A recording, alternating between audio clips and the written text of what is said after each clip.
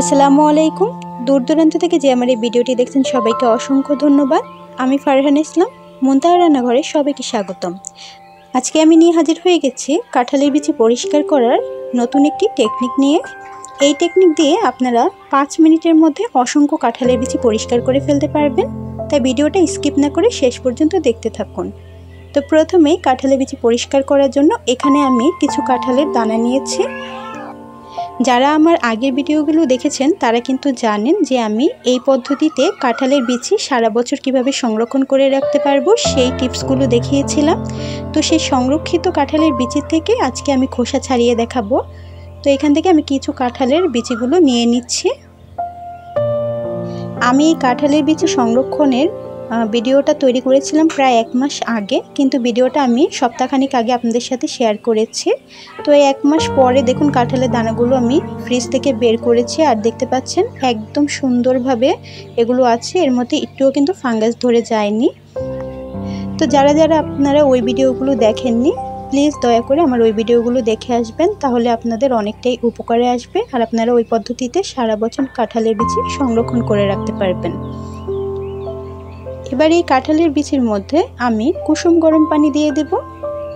অবশ্যই এখানে কুসুম গরম পানি দিয়ে দেবেন যদি আপনাদের হাতে সময় না থাকে, আর হাতে সময় থাকলে ঠান্ডা পানি দিয়ে এই কাঁঠালের দানাগুলোকে 3 ঘন্টা ভিজিয়ে রাখতে হবে। তবে গরম পানি দিলে 2 মিনিট ভিজিয়ে রাখলেই হবে। এবার এই গরম পানির মধ্যে আমি দিয়ে দিচ্ছি কিছুটা পরিমাণ লবণ। এই লবণটা দেওয়ার পরে আমি একটু হাত দিয়ে মিশিয়ে দিচ্ছি, তারপরে 2 মিনিটের জন্য এই কাঁঠালের দানাগুলোকে রেস্টে রেখে দেব। ফিরে এলাম 2 মিনিট পর। দেখতে পাচ্ছেন আমার পানিটা কিন্তু একেবারে ঠান্ডা হয়ে গেছে।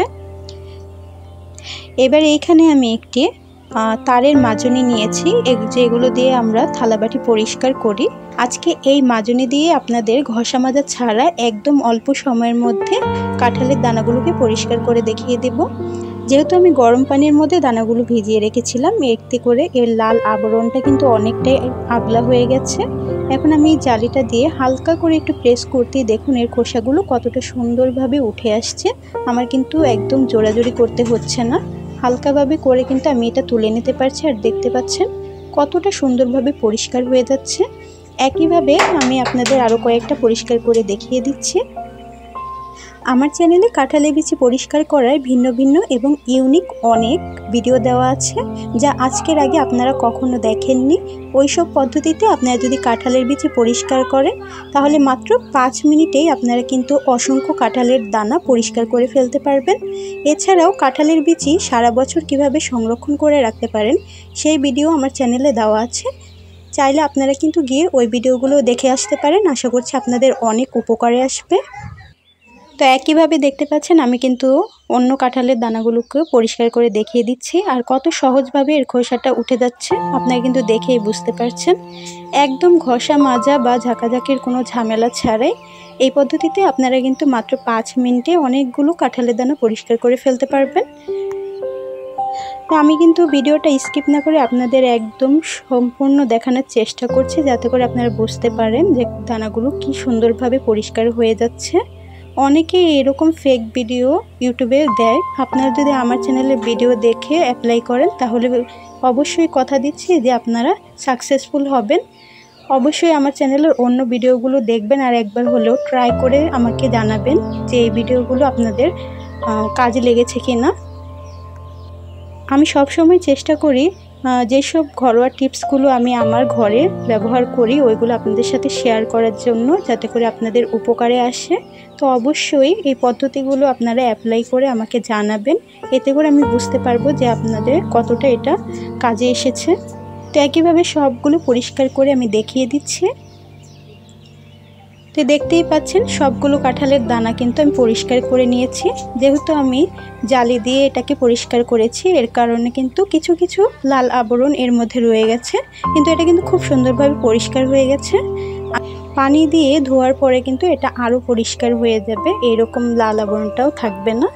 আর যদি থাকে নখের সাহায্যে হালকা একটু ঘষা দেবেন, এটা চলে যাবে। তো আশা করছি আপনাদের আমার এই ভিডিওটা ভালো লেগেছে। ভালো লাগলে আমাকে অবশ্যই কমেন্ট করে জানাবেন, আর আমার চ্যানেলে নতুন হলে আমার চ্যানেলটাকে লাইক এবং সাবস্ক্রাইব করতে ভুলবেন না, এতে করে আমার চ্যানেলের নতুন নতুন ভিডিও আপনাদের কাছে সবার আগে পৌঁছে যাবে। তো তো এবার এই কাঁঠালের দানাগুলোকে আমি একটু সংরক্ষণ করে আপনাদের দেখিয়ে দিচ্ছি। যেহেতু গরম পানি দেওয়ার কারণে এটা 30%-এর মতো সেদ্ধ হয়ে গেছে, তাই এটাকে আমি ডিপ ফ্রিজে সারা বছরের জন্য সংরক্ষণ করতে পারবো।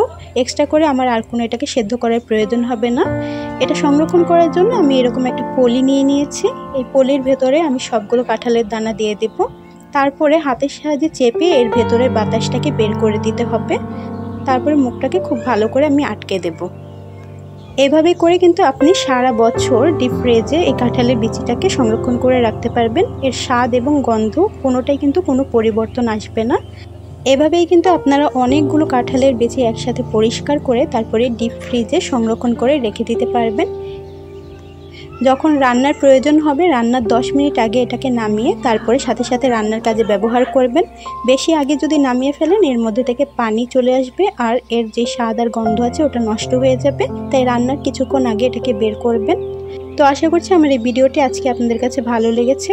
দেখা হবে অন্য কোনো ভিডিও নিয়ে। ততক্ষণ সবাই ভালো থাকবেন, সুস্থ থাকবেন। আল্লাহ হাফেজ।